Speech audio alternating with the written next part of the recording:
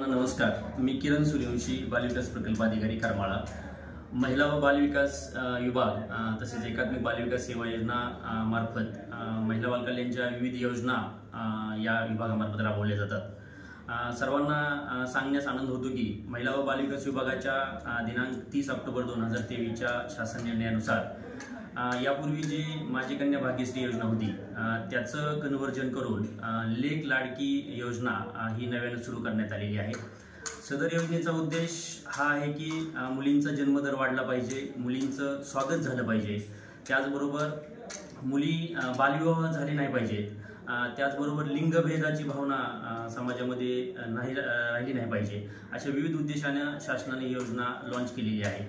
माझी कन्या भाग्यश्री योजनेमध्ये एक मुलगी किंवा दोन मुली असा निकष होता आणि त्याच्यावर एका मुलीवर जर कुटुंब नियोजन शस्त्रक्रिया केली तर 50,000 रुपयाचं फिक्स डिपॉझिट आणि दोन मुलीवर जर कुटुंब नियोजन शस्त्रक्रिया केली तर 25,000 रुपयाचं मुदत ठेव फिक्स डिपॉझिट अशी स्कीम होती।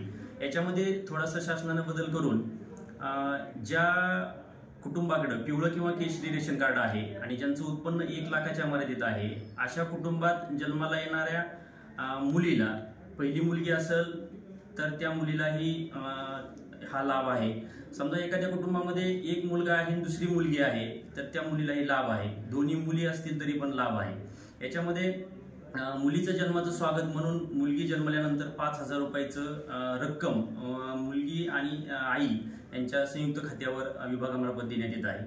त्याचबरोबर मुलगी पहिलीत गेल्यानंतर 6,000 रुपये खात्यावर मुली त्या वर्ग होतील, मुलगी 6वीत गेल्यानंतर 7,000 रुपये वर्ग होतील आणि 11वीत गेल्यानंतर 8,000 रुपये खात्यावर वर्ग होतील आणि 18 वर्ष पूर्ण झाल्यानंतर 75,000 रुपये वर्ग होतील। अशी 1,01,000 रुपयाची ही अत्यंत चांगली योजना आहे। तर या निमित्तानं जे लाभार्थी आहेत त्यांनी नजीकच्या अंगणवाडी केंद्रात किंवा एकात्मिक बालविकास प्रकल्प कार्यालयामध्ये संपर्क करावा। धन्यवाद।